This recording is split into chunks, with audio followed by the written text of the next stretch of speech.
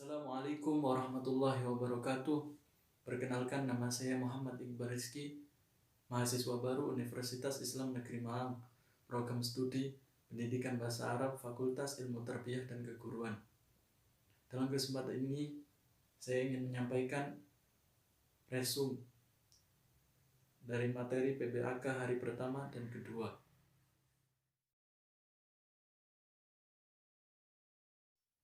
Hasil resume materi PBAK hari yang pertama adalah pemimpin besar bukan orang yang pandai merangkai kata-kata semata, akan tetapi pemimpin besar adalah orang yang mampu melaksanakan apa yang dikatakannya. Oleh karena itu, belajarlah melaksanakan tanggung jawab sesulit apapun. Pemimpin sejati bukan orang yang mampu memprovokasi dan mudah terprovokasi, akan tetapi pemimpin sejati yaitu orang yang mampu membangun jati diri dan motivasi diri. Oleh karena itu, temukanlah jati diri Anda, karena yang menemukan masa depan Anda adalah diri Anda sendiri. Pemimpin yang baik adalah orang yang mampu membuka pintu masa depan bagi orang lain, bukan orang yang selalu mencari kesalahan pihak lain. Pemimpin yang baik adalah orang yang mampu membuka pintu masa depan untuk orang lain, bukan orang yang selalu mencari kesalahan pihak lain. Oleh karena itu, belajarlah mengedepankan positif thinking dan jangan selalu menyalahkan orang lain.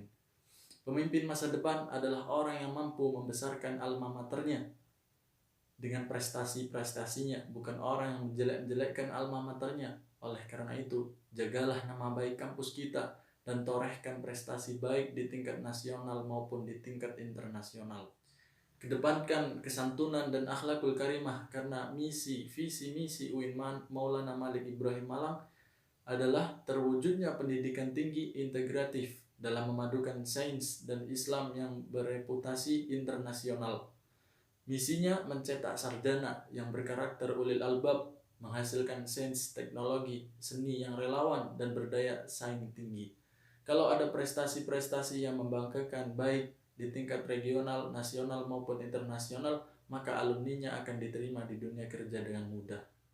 Keunggulan UIN Maulana Malik Ibrahim Malang adalah kita mempunyai ma'had bukan untuk penginapan semata, akan tetapi untuk mendidik karakter santrinya. Yang kedua adalah pusat bahasa, akan diberikan pembelajaran bahasa asing, bahasa Arab, bahasa Inggris, dan bahasa Mandarin. Ma'had Ali bagi yang baca kitab bagus, dan HTQ bagi orang yang ingin menghafal atau mengulang hafalan Al-Quran. Lulusan ulil albab memiliki kedalaman spiritual, keagungan akhlak, dan keluasan ilmu.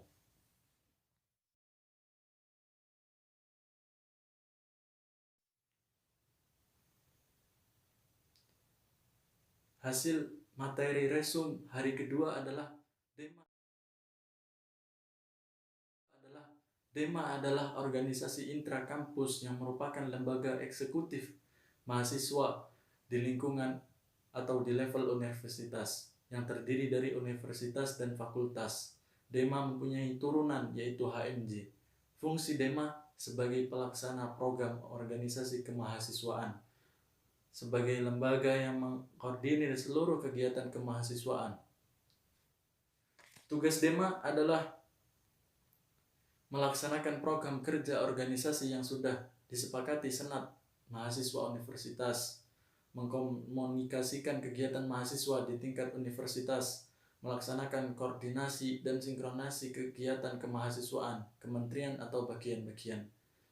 DEMA, Kementerian Dalam Negeri, Kementerian Luar Negeri, dan Kementerian Sosial Hukum dan Politik, Kementerian Agama, Kementerian Pengembangan dan Kreativitas, Kementerian Komunikasi dan Informasi, dan lain-lainnya.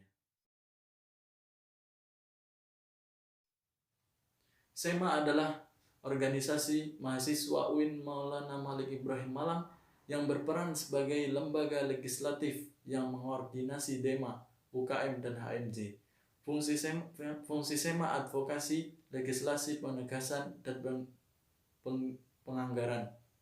Tugas SEMA mengawasi dan mengontrol DEMA universitas, memberikan persetujuan setiap kegiatan yang dilaksanakan oleh DEMA, memberikan pengesahan setiap laporan pertanggungjawaban setelah selesai agenda tersebut, memfasilitasi aspirasi mahasiswa UIN Malang dan menyalurkan kepada pihak yang bersangkutan, mengawasi setiap kebijakan dan keputusan yang diambil oleh Dema UIN Malang, merancang menetapkan peraturan organisasi UIN Malang, dan mengesahkan Dema Universitas menjadi mitra kerja Dema Universitas dalam melakukan kebijakan.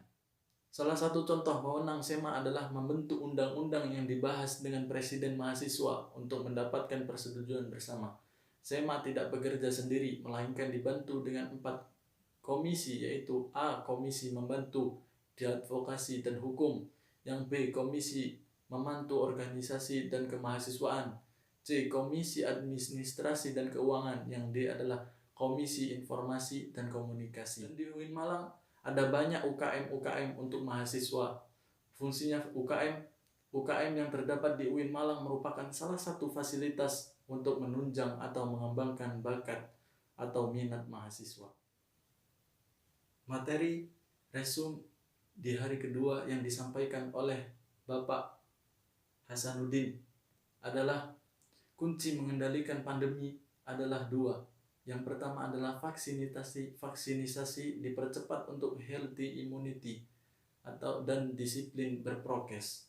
Dampak terhadap pandemi COVID-19 yaitu turunnya pertumbuhan sektor ekonomi dan melemahnya daya beli dan hilangnya pekerjaan.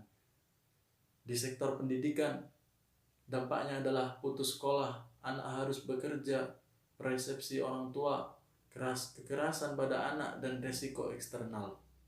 Di sektor pendidikan, dampaknya adalah putus sekolah, anak harus bekerja untuk membantu orang tuanya, kekerasan pada anak dan risiko eksternal, dan penurunan capaian belajar. Di sektor sosial, dampaknya adalah meningkatnya angka kematian, meningkatnya angka kriminalitas. Kemudian ada 3 kekuatan pengubah dunia.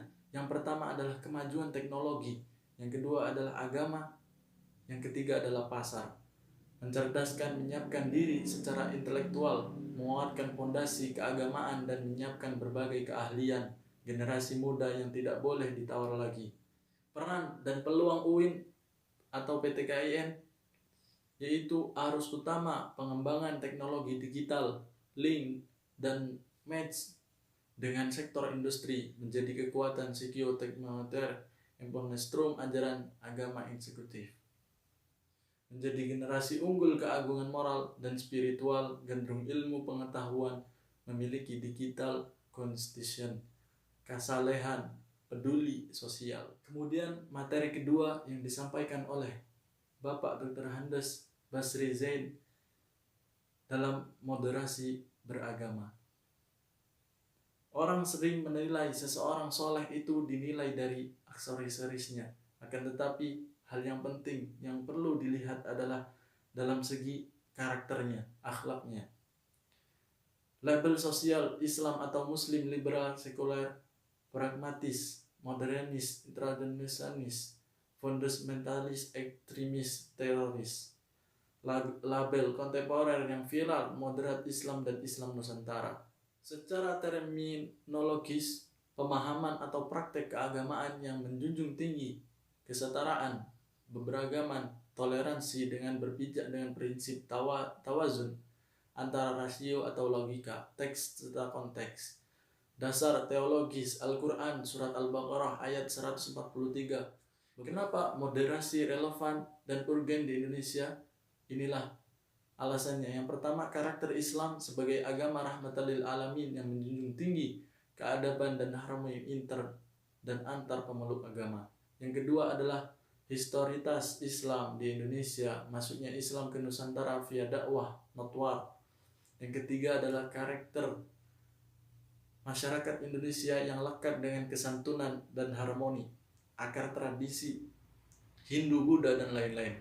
We are not the Middle Eastern Arab. Yang keempat, ideologi bangsa Pancasila dan moto Bhinneka Tunggal Ika. Pesan beliau untuk mahasiswa yang pertama adalah mahasiswa harus memerankan diri sebagai agents of change dalam menguatkan dan mendistribusi agenda moderasi. Yang kedua, mahasiswa harus mengedepankan kepentingan kebangsaan dan keagamaan yang sesuai dengan prinsip moderasi. Yang ketiga, mahasiswa UIN harus cerdas, akademik, religius, dan berbineka tunggal ika. Demikian hasil resum kegiatan PBAK UIN Malang 2021 yang bisa saya sampaikan. Kurang lebihnya mohon maaf yang sebesar-besarnya. Akhirul kalam, wassalamualaikum warahmatullahi wabarakatuh.